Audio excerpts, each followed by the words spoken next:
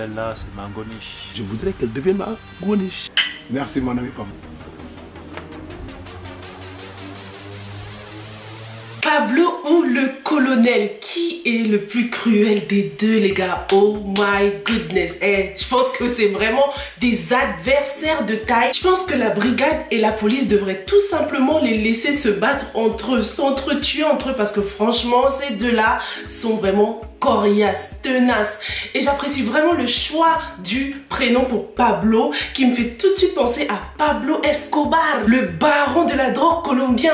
Dis-moi dans les commentaires si tu connais Pablo Escobar. Cette saison 2 commence sous le thème de la drogue et de la prostitution. La drogue qui fait tout de suite penser à Pablo Escobar. Il y a d'ailleurs eu un film sur sa vie sur Netflix. Dis-moi si tu l'as regardé, mais laisse tomber. Ce personnage était cruel. Et dis-toi que son fils, dans la vraie vie, son fils a dit que son père était beaucoup plus cruel que ce qu'ils ont voulu nous montrer dans le film, les gars. Donc là, jusqu'où ira cette ressemblance entre Pablo Escobar et Pablo de Meurs, la brigade des femmes, les gars? Est-ce que Pablo de Meurs aura la même fin tragique, pathétique que Pablo Escobar ou pas?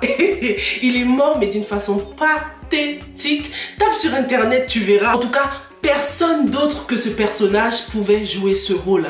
Excellent choix. C'est dingue cette gymnastique qu'on se fait, cette gymnastique mentale qu'on se fait avec ce personnage qu'on vient juste de quitter dans la série Karma. Il était doux comme un agneau, gentil et tout ça. Et là, dans la série Meurs, cet acteur nous montre un autre visage complètement différent, les gars. Il me fait penser à son personnage dans Golden, du coup. Quand je vous parle, vous vous taisez. Oh là là là là, il est trop fort cet acteur.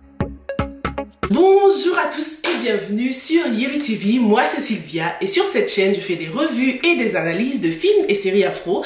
Sur cette chaîne on aime aussi donner notre opinion sur nos séries préférées, donc si c'est quelque chose qui t'intéresse, n'hésite pas à t'abonner à la chaîne, active aussi la petite cloche pour ne rater aucune nouvelle revue. Faut que je vous avoue quelque chose les gars, j'étais même pas sûre que j'allais pouvoir analyser cette saison 2 parce qu'en vrai je n'ai jamais fini la première saison. Oh my god, l'année dernière j'analysais la première saison mais je n'ai pas pu continuer et terminer la série parce que c'est arrivé au mauvais moment. C'était à la période où je venais de revenir en France, j'étais en plein déménagement, je cherchais un boulot, j'essayais de vraiment faire quelque chose de cette chaîne, je savais pas trop ce que je faisais.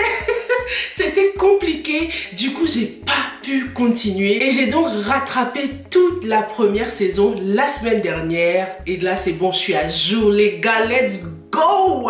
Avant de continuer déjà, je tiens à savoir qui sont ceux qui me suivent depuis Meurs saison 1 s'il vous plaît. Manifestez-vous dans les commentaires, je veux savoir qui sont les real ones. On va continuer direct avec l'épisode 4, on va pas revenir en arrière, mais en tout cas j'ai déjà analysé le générique, donc si ça t'intéresse, je vais te mettre un petit truc ici, un petit i pour cliquer dessus, ou bien tu pourras retrouver la vidéo sur ma chaîne directement. Franchement cette saison 2 ça commence fort, il y a beaucoup de nouveaux personnages, c'est ça, c'est le truc avec Even Prod, c'est qu'ils mettent beaucoup de nouveaux visages, il y a toujours plein de personnages dans leur série et ça nous fait plaisir parce que ça nous permet de découvrir d'autres acteurs, tu vois, pas toujours les mêmes. La sniper, non, j'ai trop kiffé ce personnage, cette femme forte comme ça, elle est vraiment redoutable.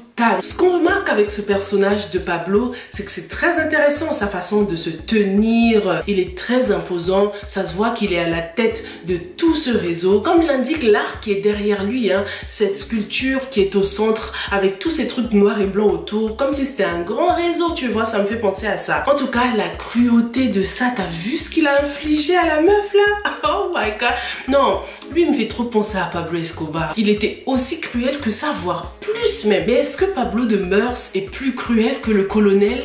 On l'a appris dans cet épisode que le colonel lui aussi s'amusait à brûler, à éteindre ses cigares sur le corps des femmes. Ça c'est quel genre de maladie mentale? Et maintenant le colonel veut Ngoniche, il va s'amuser à éteindre ses cigares sur elle aussi.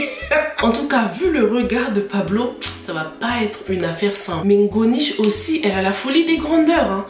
Au lieu d'aller on the low, fais voulait faire la meuf discrète. Elle sort avec les big boss. Elle n'a jamais eu peur de rien, hein, cette Ngonish là, depuis la première saison. C'est pas parce qu'elle a changé de prénom que le colonel ne va pas la reconnaître. C'est très délicat hein, pour elle. Ça risque de très mal se terminer. J'aimerais beaucoup savoir à quel point elle compte pour ce Pablo là, parce que dès que le colonel a voulu de Ngonish, il lui a lancé un de ses regards méfiants là. Qu'est-ce qu'elle a ou qu'est-ce qu'elle fait de plus que les autres filles quoi? Surtout que Pablo a une femme qu'il maltraite, une femme que d'ailleurs un de ces hommes là a l'air de kiffer. Est-ce qu'on aura un scénario à la Bonnie and Clyde, ce mec qui s'enfuit avec la femme de Pablo? Je sais pas pourquoi, mais malgré son allure de gangsta et tout, j'ai l'impression que ce mec pourrait être gentil, je sais pas pourquoi. J'aimerais bien voir un scénario du genre il change par amour ou un truc comme ça, Bonnie and Clyde, on verra bien. Parce que ça va être chaud hein, s'il décide de s'évader avec la femme de Pablo. Vu tous les hommes de main dont Pablo dispose, où est-ce qu'ils pourront se cacher s'ils s'enfuient? Il faudra vraiment quitter le pays. Monsieur le maire et ses deux femmes. Oumou Kalsoum qui dit que non, c'est dead de chez dead. Elle ne repartira pas chez monsieur le maire. Il faut qu'il vienne la chercher. J'adore cette actrice et je suis complètement d'accord avec elle. Non mais il faut qu'on reparte en arrière les gars. Monsieur le maire a osé déclarer comme ça, en mode normal, devant toute sa famille, ses deux femmes et son neveu, qu'il voulait prendre une autre femme. Même si bon, aujourd'hui, on sait que ce n'était pas le cas. Il n'a pas épousé une autre femme. Mais franchement, j'ai trouvé que c'était un peu irrespectueux de sa part, tu vois. Sachant que je viens juste de terminer ces épisodes-là de la première saison. C'est encore frais dans ma tête. Et je comprends franchement leur position à ces femmes, tu vois. Je me souviens très bien ce qu'il a dit à sa première femme. Il lui a demandé si elle était d'accord ou pas avec ce mariage. Et lorsqu'elle a dit non, elle n'est pas d'accord et elle ne sera jamais d'accord, il lui a dit bon bah tu peux partir si tu veux. C'est lui qui lui a donné le choix de partir. Je suis désolée mais même si je décide de prendre mes clics et mes claques pour partir, tu m'as quand même dit bon bah si t'es pas contente, tu peux dégager. Donc franchement je suis contente que Oumou Kalsoum n'ait pas cédé. Elle avait fait le même coup dans la première saison. Elle aime bien faire la meuf qui se fait désirer et tout, mais je suis pas contre franchement les gars. Qu'est-ce que t'en penses toi? Monsieur le maire il est pas irréprochable, il s'est pas bien comporté je trouve. Il a pas bien géré cette situation là en disant à ses femmes bon bah si vous êtes pas contente vous pouvez partir. C'était un peu comme de la provocation tu vois. Donc pour ou contre, est-ce que monsieur le maire doit aller chercher ses femmes? En tout cas, apparemment, d'après Bétir, il a vu dans ses rêves que monsieur le maire allait peut-être épouser une autre femme. Et depuis la première saison, on sait que monsieur le maire a un truc pour Anna, tu vois. Il la respecte beaucoup. Elle l'avait même mise à l'épreuve. Elle avait essayé de le charmer. Mais malgré tout ça, il n'avait pas cédé. Il avait prouvé qu'il la respectait vraiment et qu'il la voulait vraiment comme sa femme. Jusqu'ici aussi, les gars, il n'y a pas de prétendant sérieux pour Anna. Donc, est-ce que Anna va vraiment finir avec monsieur le maire à moins que un autre prétendant sérieux arrive au cours de cette saison? Pour l'instant, en tout cas, il y a son père, il y a R, les gars. Et vu comment les choses avancent dans cette série, Anna, en tant que troisième femme, c'est pas choquant, tu vois. Oumou Kalsoum et sa coépouse sont des femmes très bien, je les adore. Mais est-ce que Oumou Kalsoum acceptera que son monsieur le maire épouse une autre femme? Elle sera beaucoup plus dure, hein. Et la bonne question, c'est surtout, est-ce que Anna qui est une femme forte, qui est plutôt un peu féministe et tout ça, est-ce qu'elle acceptera d'être la troisième femme de monsieur le maire? Alors, par rapport à Bétir, les gars, ceux qui ont regardé mes revues et mes analyses de la première saison de Mœurs, j'avais dit dans cette première saison que j'aimais pas trop ce côté humoristique dans cette série. Je sais pas pourquoi, mais j'aurais aimé que ça reste gangsta gang, qu'on reste dans cette ambiance de brigade 100% enquête, ce truc grave comme ça. Dans la première saison, l'humour de Bétir me plaisait pas tant que ça. Je commence juste à apprécier cet humour, surtout depuis la semaine dernière lorsque donc j'ai fini la première saison.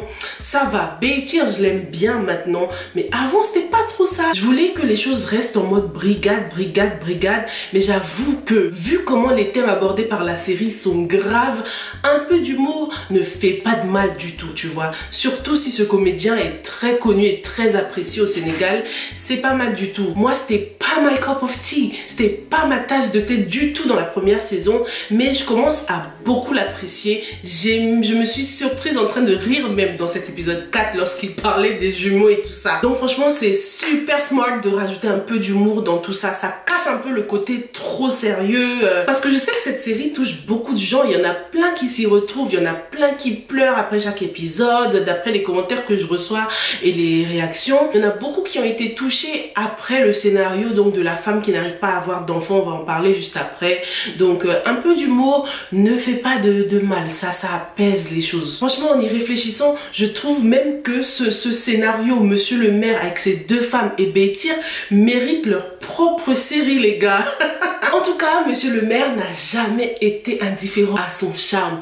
Anna lui fait de l'effet à Monsieur le maire. Anna a décidé de changer de style après tout ce qui lui est arrivé. Elle décide de reprendre du poil de la bête, c'est le cas de le dire, hein, avec sa robe en mode tigresse et tout ça. Je trouve que c'est une super bonne idée dans cette saison 2 de les faire changer de outfit comme ça, parce que maintenant on connaît bien la tenue mœurs, on s'est bien habitué à ce vert kaki, donc un peu de changement, ça ne fera pas de mal. Je trouve que c'est une super bonne idée de juste les montrer de temps en temps avec leur tenue, mais pas pendant toute cette saison 2 quoi. Ça nous permettra de voir une autre facette d'elles et peut-être qu'elles vont aller undercover. Qu'est-ce que t'en penses? Elles vont peut-être se déguiser pour intégrer cette équipe de Pablo là, pour faire partie de ses filles. Déjà sur l'affiche de la saison 2, elles sont 3 à porter des perruques colorées, donc peut-être qu'elles vont devoir aller undercover, intégrer ce réseau pour vraiment essayer de dismantle tout ça. J'espère qu'elles vont nous surprendre, que leur changement se fera d'une bonne manière intelligente pour essayer d'intégrer ce réseau de prostitution. Une autre chose qui a changé aussi, c'est leur bureau bien sûr. Comment c'est trop beau. J'adore le gros logo Mœurs qui est affiché et bien sûr les petits quotes, les motivational quotes des personnalités noires qui sont affichées. J'ai cru apercevoir des citations de Aminata Soufal, une citation de Nelson Mandela et puis Michelle Obama aussi. Ça fait du bien, ça motive, ça te permet de rester focused. Tous les jours, lorsque tu viens au bureau, tu sais pourquoi tu es là. Anna est plus motivée que jamais. J'ai adoré la petite scène lorsqu'elle se regardait dans la glace et qu'elle se disait ces phrases positives. Le miroir, c'est vraiment une thérapie qui marche et on l'a vu dans plusieurs séries et films d'ailleurs. C'est très utilisé pour motiver, pour se regarder tel qu'on est et surtout pour s'accepter, accepter sa réalité. Parlons un peu de Maître Jumpy. C'est tellement dommage, j'aurais kiffé qu'il soit le véritable frère de Kira, mais on n'a pas de suite et en plus Kira elle n'est pas là encore et elle n'est pas non plus sur l'affiche de la deuxième saison, donc est-ce qu'elle est partie for good? Franchement cette affaire ne peut pas s'arrêter là les gars, j'ai trop envie que Maître Jumpy soit le frère de Kira. Il n'avait pas encore fait un test ADN donc on verra bien par la suite. Donc Maître Jumpy, Jules César et Marley ont décidé de former une team, mais j'aurais bien aimé voir la rencontre entre Maître Jumpy et Jules César après leur intercation quand même. Même si Jules César ne l'a pas tué dans la première saison, il lui a quand même fait mal au cou. Donc j'aurais bien aimé voir comment les deux ont fini par se réconcilier. Mais bon, je pense que c'est pas du tout le plus important. Le plus important là, c'est vraiment ce Abdel. Abdel, je pensais pas que ça allait être aussi difficile de l'arrêter celui-là. Mine de rien, il est très puissant ce personnage. En tout cas, son histoire de mâle dominant là, on verra bien comment ça se termine. Moi, j'ai envie de voir un duel fatal entre Abdel et Jules César. Ça va péter.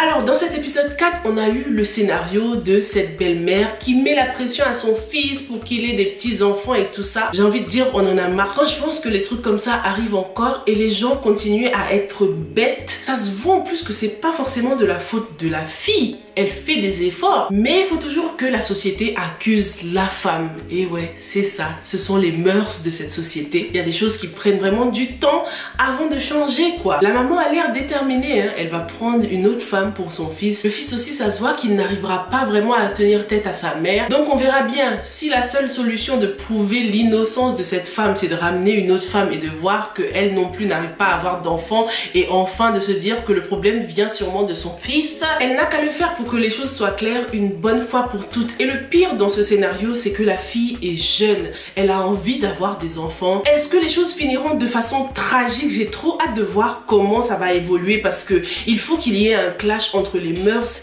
et la loi. Donc comment est-ce que la loi va s'appliquer dans ce scénario? Est-ce qu'il y aura un meurtre? Est-ce qu'il y aura un accident? Vivement la suite. Dis-moi ce que tu penses de la saison 2 de Mœurs jusqu'ici. Est-ce que tu penses qu'un prétendant digne de ce nom va arriver au cours de cette saison pour que Anna puisse être en couple? Peut-être qu'on n'aura pas droit à une histoire d'amour, hein. Ce sera tout aussi original parce que c'est pas tout le temps obligé que la fille termine avec un mec dans un film ou dans une série, quoi. Dis-moi ce que t'en penses dans les commentaires et je te retrouve très bientôt dans la prochaine revue, ok? Stay safe and stay blessed. Bye.